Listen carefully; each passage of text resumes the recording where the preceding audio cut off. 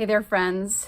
I received an email from a mom wanting to know how to structure elementary boys' days for homeschooling. And boy, is that a question that I can answer because I have 5 boys that I have homeschooled through the elementary years.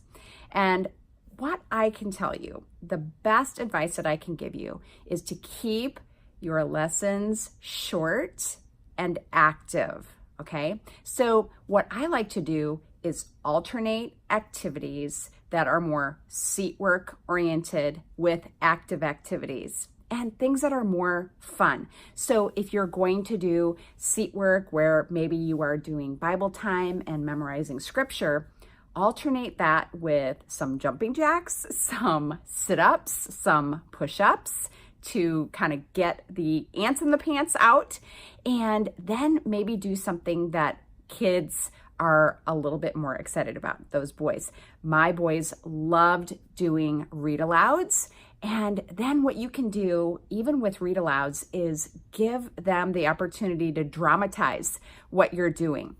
Engage them in discussion with your read aloud. Stop frequently and ask them questions about the story. What do you think is going to happen? What does this word mean? And that keeps them from getting bored with what you're doing with your read alouds.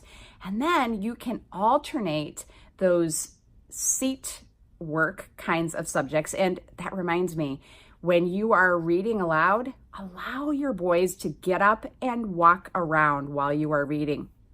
That is so helpful for them. You will think that they aren't listening, but they truly are, if that's their style. So then you can alternate with some activities that really get them active and hands-on. So it could be doing a science experiment. It could be doing an activity outside. Maybe do some nature study for science if you aren't ready to do an experiment for the day. But alternating and keeping lessons short is really the key to helping your elementary aged boys thrive with your homeschooling.